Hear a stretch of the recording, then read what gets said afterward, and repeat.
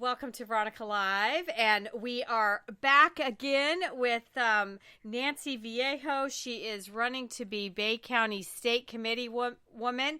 And last week I did an interview, and I thought 500. I think I've done 600 interviews, Nancy, and I lost 3 of them because my husband made this fancy computer setup up here, and apparently I was not fully qualified to fly the fancy private jet, and I crashed and burned with 3 interviews, and sadly you were one of them. So I'm so glad to have you back for round 2, and which I'm sure will be even better than the first interview. So welcome, Nancy, back to Veronica Live. Well, I'm glad to be back. I'm just glad to get it going, and hopefully I do as good as last time. No, I know. I told everybody I owe them adult beverages for my crash and burn last week. So when I see you, if you want a big glass of wine, it is on me. But we've also we've got some breaking news that has happened since last week, so we'll get into that. But first, tell everyone about your background and how long you've been in Bay County, so that people that don't know you get to know the Nancy Viejo that we've gotten to know. Well, we moved here from Philadelphia in 1992. We came here a little earlier than that to see Tony's parents. They had a condo down here in Horizon South. So we spent a little time during the summer for 2 years and went back to Philly, and I looked around and said, nope, not for me anymore. So we just packed up and came down here. And my husband, is a musician, and of course the first thing he did was went out and got a gig, but he included me in that. And that's a long story for another time. But we've been here since then, and I owned a mortgage business from like 1995. I got my license, and I just retired from it in 2022. I retired from that. Yeah. And so now I have a little travel business, and it's my time to get into politics. Well, fantastic. And the big question is, why did you want to get into politics? I actually, since the age of 18, wanted to be in politics. I first got into it in my first vote in 1972, and I just got the firebug under me for politics, but I could never afford the time to do it.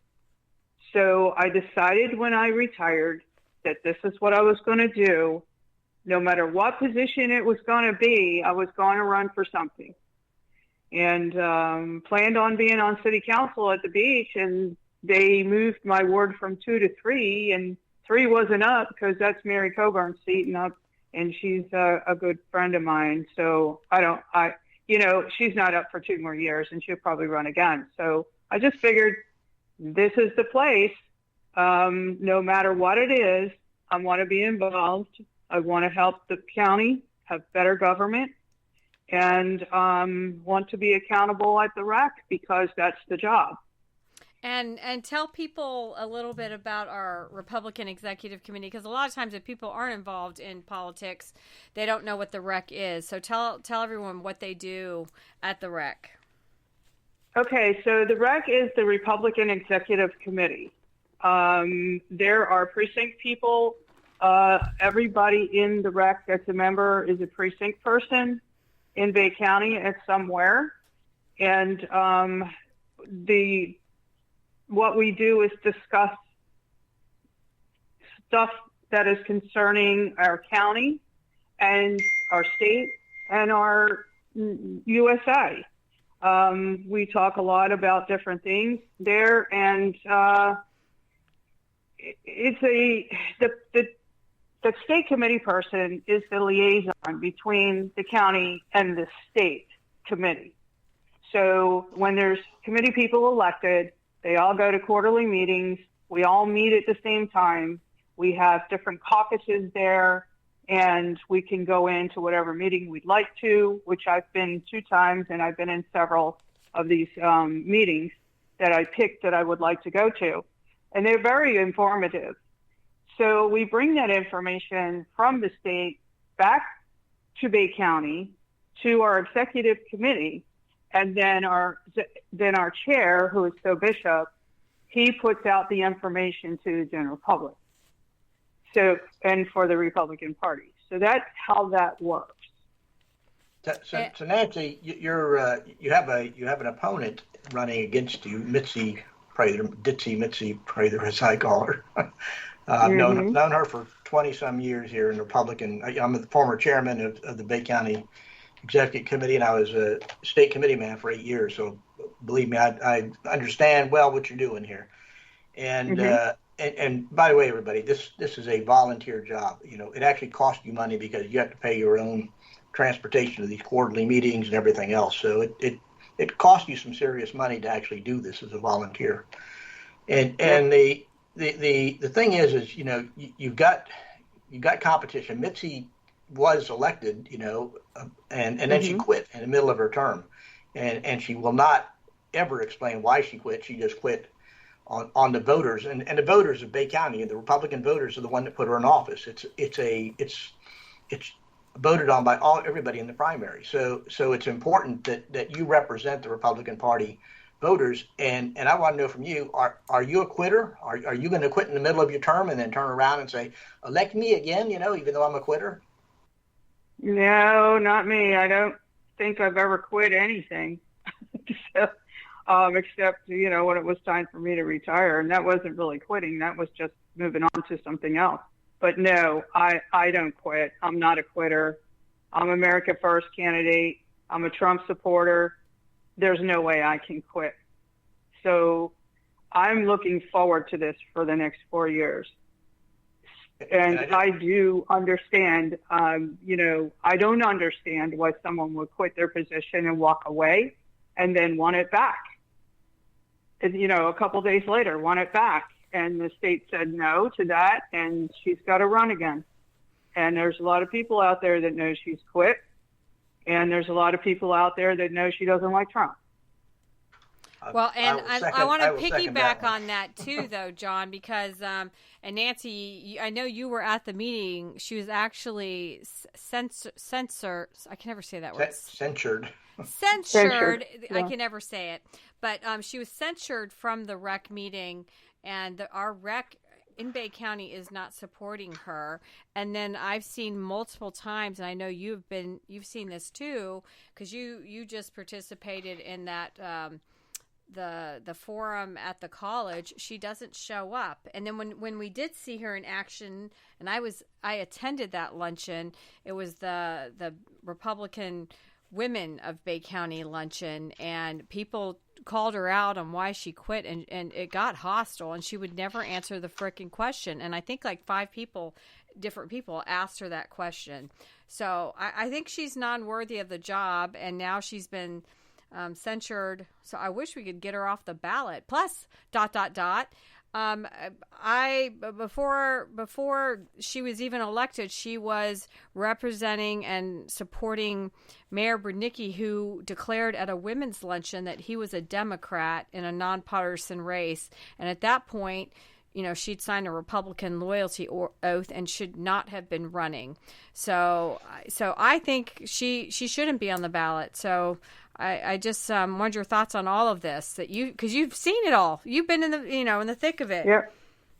Yep. I was in the room that time, and I was in the room just recently when she came to the executive committee meeting last month. And it wasn't a pretty sight.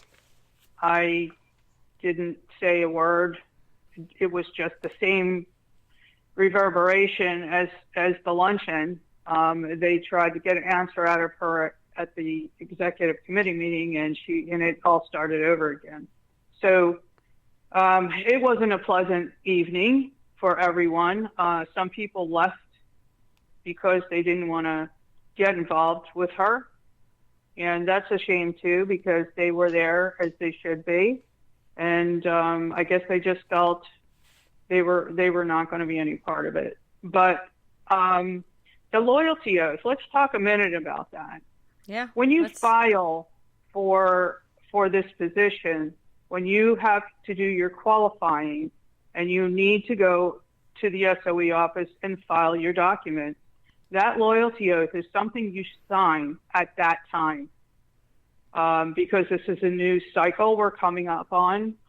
We all get voted on again as precinct people, and we vote for the chair and the vice chair and the secretary and the treasurer coming up in a few months.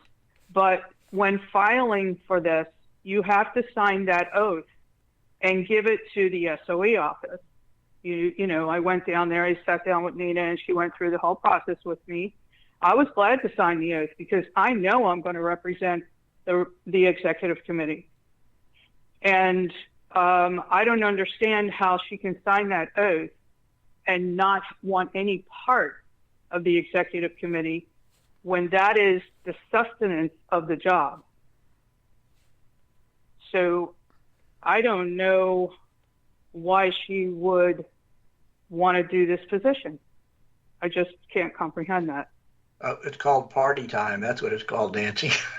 Mitzi is, you know, it's all about Mitzi. It's all about being the queen of the fair, you know, kind of thing, and going to the parties and being invited. Well, that's what to the right I say.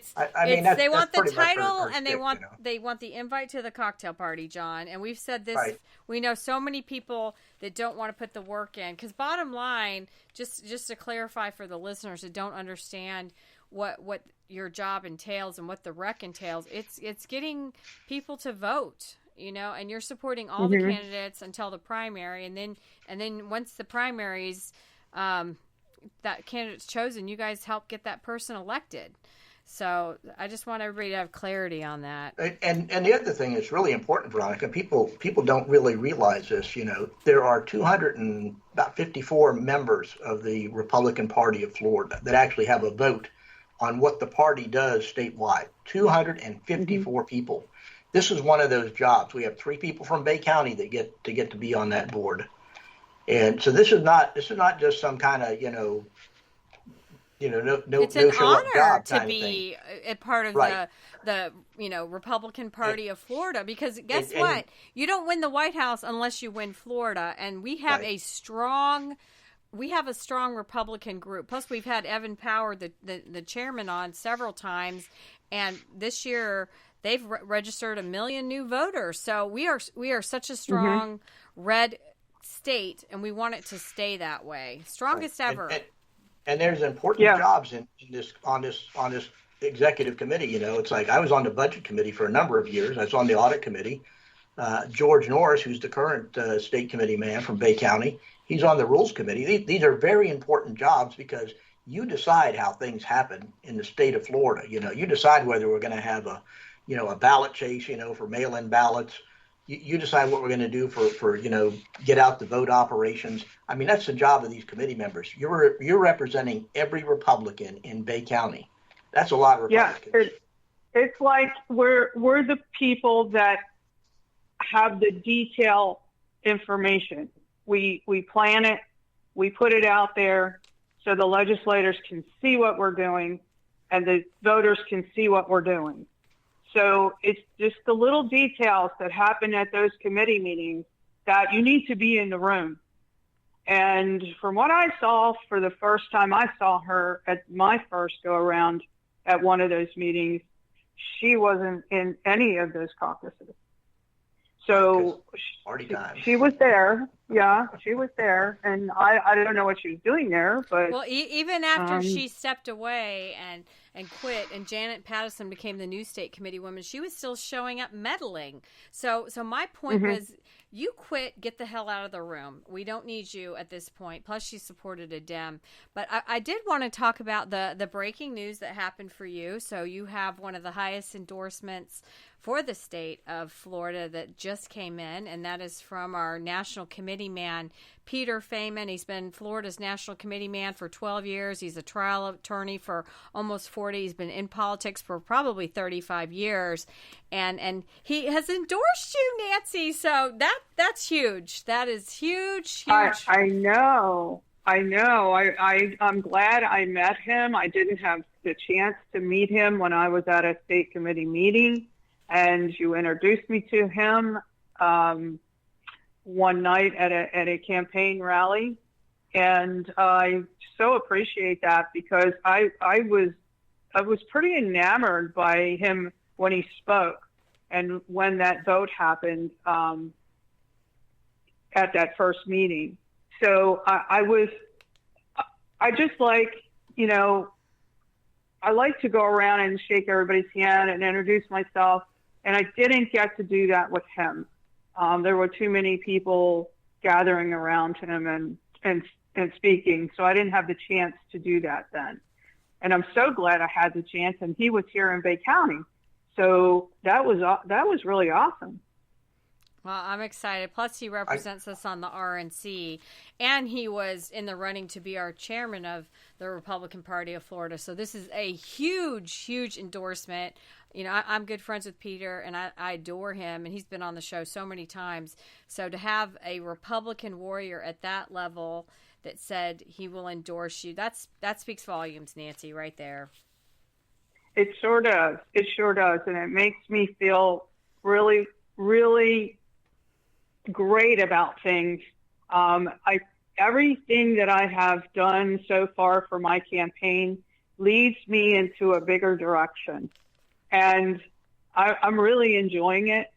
Whether I win or not, I'm really enjoying it. I'll keep going if I don't, and I'll go full throttle if I do. So. Well, that's good to hear, because so many people I've met over the years that run for office, you know, they get in there and they lose the first time, and then they take their ball and they go home, you know, and it's like, right. Believe me, I've lost lots of elections. I've lost a whole lot more than I ever won. Well, sometimes and it's branding, I don't you know. quit, you know, it's not either you believe in it or you don't believe in it, you know, and that's what I don't want quitters, you know. I want people that are sometimes dedicated it's to the branding. cause. You have to get your name out there, you know, because Alan West is a friend of mine now, and he comes on the show. His first congressional race, he lost, but you get the branding because people get to know you, and then guess what, you know, but you're going to win this time. We have no doubt, and I want people to know too, you're part of the Republican Women's Club. I know you're part of Moms for Liberty. Are there any other clubs I'm missing? Because Nancy, you have just taken this Republican football and you are just running with it. I am the vice chair for the Republican Liberty Caucus, and I am Moms for Liberty. I'm the legislative chair for Bay County, but I'm the legislative vice chair for Florida for Moms for Liberty. Oh, that's great. I've got that work, and there's only 3 of us that are on the executive committee on the legislative side for Moms for Liberty Florida. So it's, you know, it's the chair, the vice chair, and the secretary. So that is very big on my list, is to do what we necessarily need to do for our children in school. And even though my child is 47, and my granddaughter's 24, that makes no difference. The kids that are in Bay County schools deserve the best. And until we get to the best, we're kind of getting there. We're, you know, doing very well with Mr. McQueen. And we really are glad that we have him as a superintendent. And our kids just they deserve more than they were getting. Well, so, that's great to hear that. And then I wanted you to talk about your love of Trump and America's First Agenda. And I know when we did the show the first time before I somehow lost the show, and I apologize profusely because, like I told you, I've done literally I think 600 interviews, and I lost 3 last week. So I literally had steam coming out my ears. I was so mad for several days. But I know you have a love of Trump. And I wanted you to talk about how you mentioned last time you joined us that you were, once you're elected, you were going to go off to some states and really work hard for him. So talk about the America First agenda and Trump, and then what you plan to do. What I plan to do is, as soon as I come back from the Moms for Liberty convention, which is the week after the 20th, we have to go to D.C. And then when I come back, I will be on the road to Mississippi first and I'm in the sphere of the Republican Party in like around Biloxi Gulfport. So I'll do anything they need me to do. After that, I'll be flying off to Pennsylvania and Bucks County, where I'm from. And I remember John telling me he lived in Warminster, so we were kind of neighbors. I graduated from William Tennant High School in Warminster in 1971. So I'll be up there in Bucks County because the last time I heard last week, Bucks County's always been blue. Yes. So deep blue. 750 people, they need to come over to the Republican side, flip state Bucks County red. Wow. That would be an accomplishment. It really would be. Yes. And I know a lot of people still up there. They've never moved. They still live in Bucks County. I know a lot of my friends from high school are still there. And I'm going to start speaking to them. I got them on Facebook. They know I'm coming. So that's what I'm going to do in Pennsylvania. And then I'm going to New Jersey because I actually grew up before we moved to Philadelphia from Camden, and I still have relatives in South Jersey. So I can stay with my cousin like I did over in September last year. And I'm going to be doing something for the Republican Party in South Jersey. Well, that's the kind of action we need, Nancy. We need people that are actually out, not knocking on doors, walking the streets. That's the kind of that's what wins elections. I mean, the bottom line, right? It's to get out to vote, and the personal contact is what has always won elections. I don't care how much money you have. The people that get out and do the hard work, wear out the shoes, they're the ones that win. And I don't know why. Everybody thinks you can politic from Facebook and television ads and all that, and believe me, you can't. So, I congratulate you on doing that. A funny thing that you'd mentioned about people that are still living there, that's the thing that shocked me when I moved up there from Jacksonville, okay, in 78. That's when I moved up there. Okay. And I was shocked that there were people that lived there that had never in their entire lives been more than 30 or 40 miles from where they had been born. I mean, I was just stunned at that. It was not uncommon that people never go anywhere. And they just, their families are there, they're there, they don't want to go anywhere. So it's kind of not like Florida, everybody's mobile. Everybody's from somewhere else, basically, So it was a really interesting dynamic up there. But Bucks County was always known as, for the arts and everything up there, the artist community, the liberals and all that kind of stuff. So Nancy, we just didn't pay attention to that stuff in high school, though. We were just all friends. We didn't know what politics was. So, some people did, but generally didn't pay attention to it. I mean, we're the generation of Woodstock.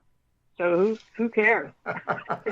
Well, you don't look like the generation of Woodstock. I just want everybody to know when you just announced how old your son was, I almost fell out of my chair because you look about 35. I just want everybody to know that.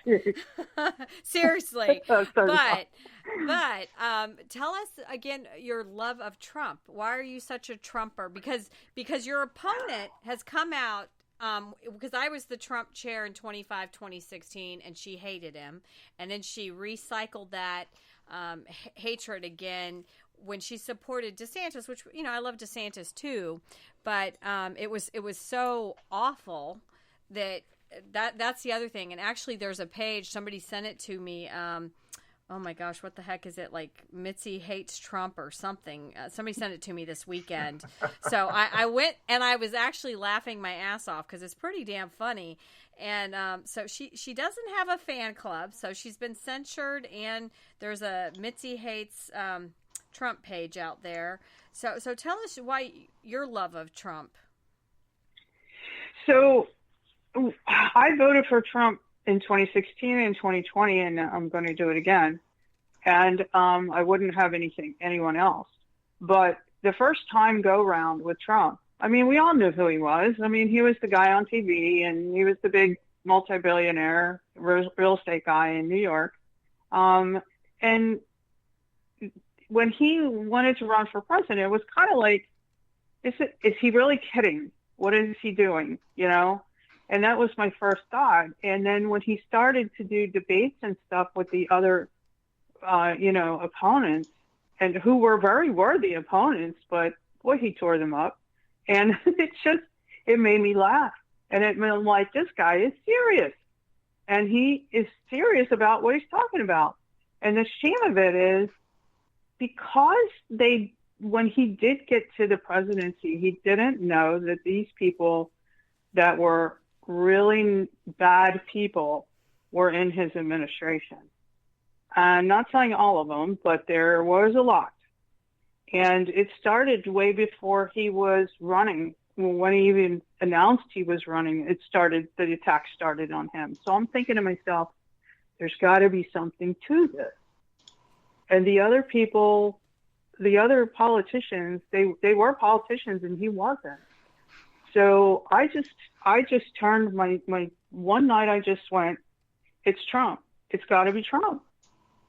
And since then, I've loved this man. I'm telling you, he is going to straighten out this country again like he did when he was in office. Only this time, he knows who the bad people are. And it's going to be so much more effective for him to be president.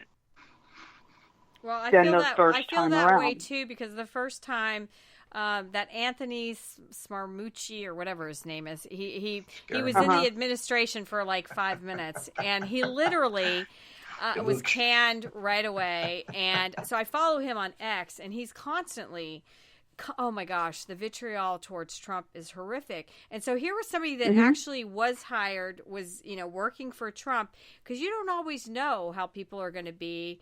And luckily he was caught quickly and booted out.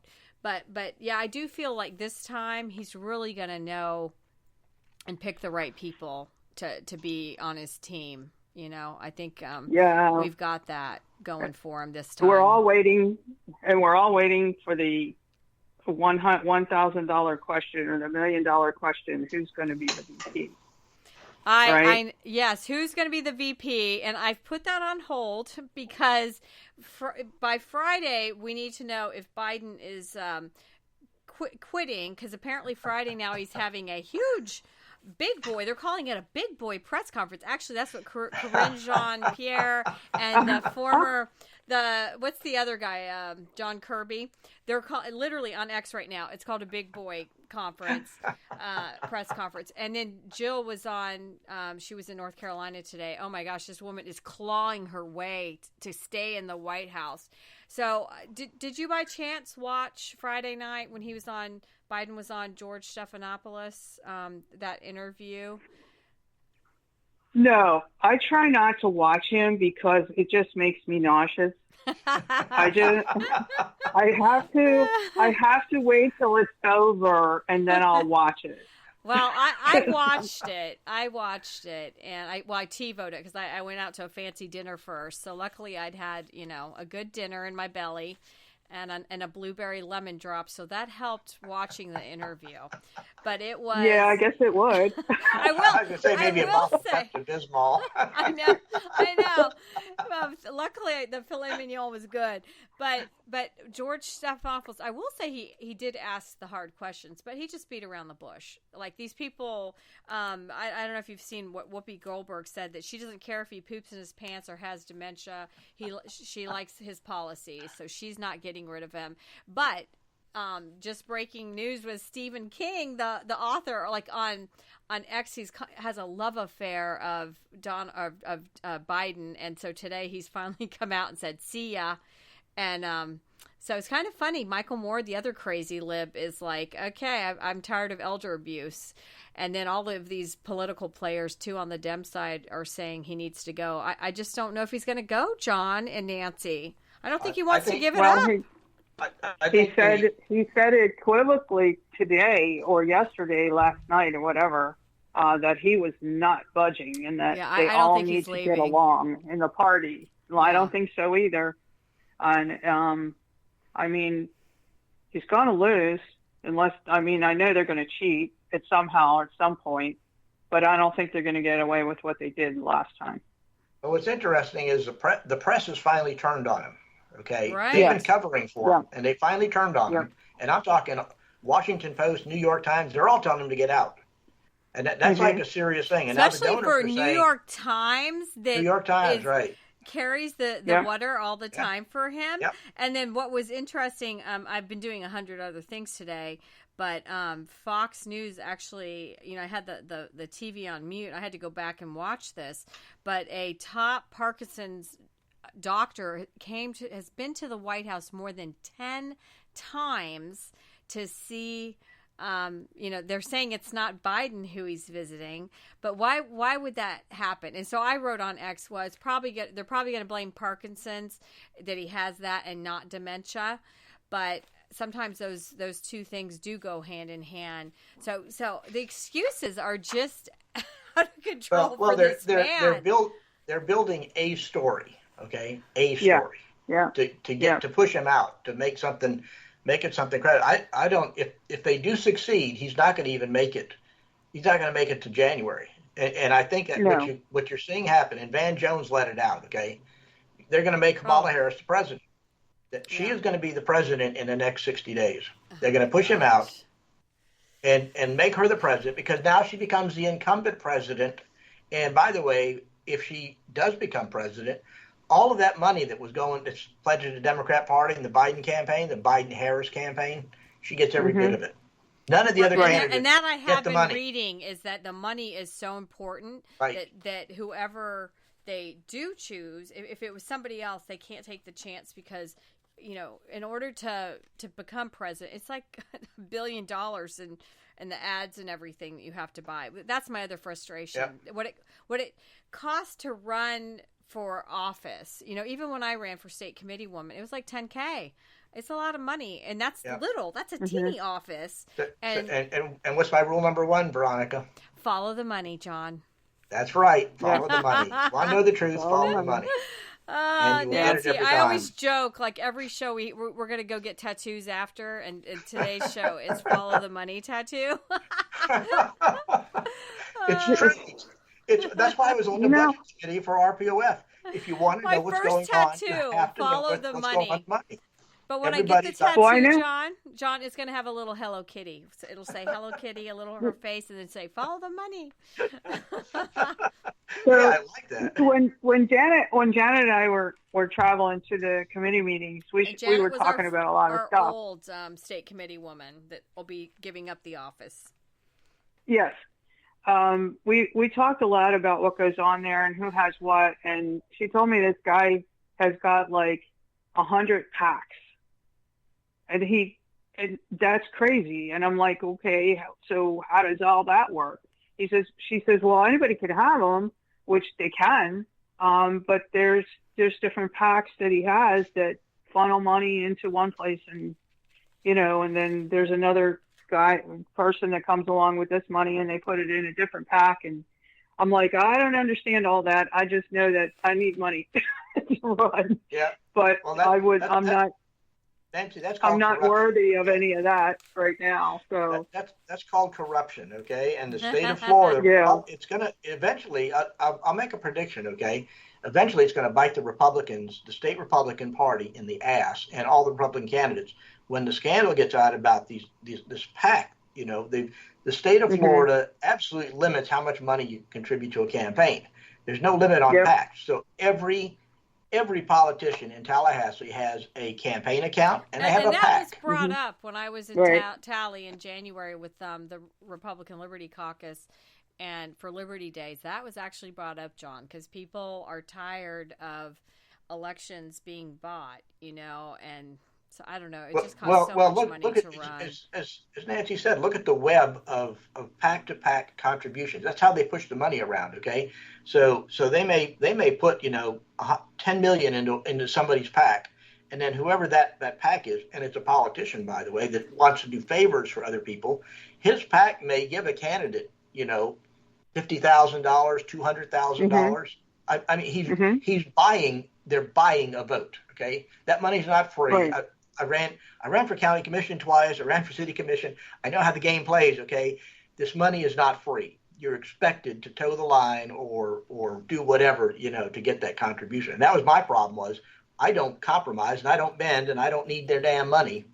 So I ended up self-financing all my campaigns because I would not take their money, and it's like because they wanted something for it, and I don't blame them. I mean, that's politics, and this position doesn't really need a PAC, but anything more than this position sometimes does. It just depends. I mean, you see Bay County commissioners getting that kind of money, $100,000 or so, and things like that. But where does the money go afterwards if they're getting from a PAC? Does it go back to the PAC? Because I know my money, if there's any left in the campaign funds, then I either give it to charity or give it back to the donors. So, and that's hard to keep track of. I mean, I do have track of it, of course, online in the SOE, website, but where does the PAC money go? Do they give it back? It goes in their pocket. Okay. That's the problem. And you can hire your family members, as part of the PAC operation. And that's what I said, it's all corruption and scandal just waiting to blow up. And eventually they do blow up because people get greedy. We'll take care of that once we get Trump into office first. So Nancy, tell the voters out there why they need to vote for you. Number one, I want to remind everybody you've been endorsed by the National Committee man, Peter Feynman of the Republican Party of Florida. Your opponent, Mitzi Prater, it has been censured by the Republican Party here in Bay County, so they don't want her. So I want you to win. So tell everybody why they need to vote for you as we end this. They need to vote for me because my opponent is not worthy of this position. Not at all. Between the censorship, the lack of wanting to even help Trump to get elected, and her signing that oath, is not the truth. I mean, you're supposed to not lie under oath, right? And she's not telling the truth. So I don't know how that's going to work out for her. But on my side of things, I've been for Trump since the day one, and I'm going to continue to try and get him elected. I think we're going to win this one, and I wholeheartedly am putting myself out there to do it for him. Well, that's wonderful. And so you can follow Nancy Viejo for State Committeewoman. You've got your Facebook, and I know you're out there. And Nancy, we want you to win, and you've got my vote. So I'll be voting Nancy Viejo. And if there's anything I can help you do, I have my meet and greet on Saturday at 224 by Johnson Bayou Road in Breakfast Point. The Seidlers are putting this on. And the refreshments and entertainment. I'm inviting everybody that wants to come. So please come. And what time is that event? Meet me. It's 1 to 4 on this Saturday, the 13th. All right. Well, we've been talking with Nancy Viejo. She's running to be our next Bay County State Committeewoman, and we wish her well, and we'll have her back. Thanks for joining Veronica Live, Nancy. Oh, you're welcome. Thank you. We'll be right back on Veronica Live.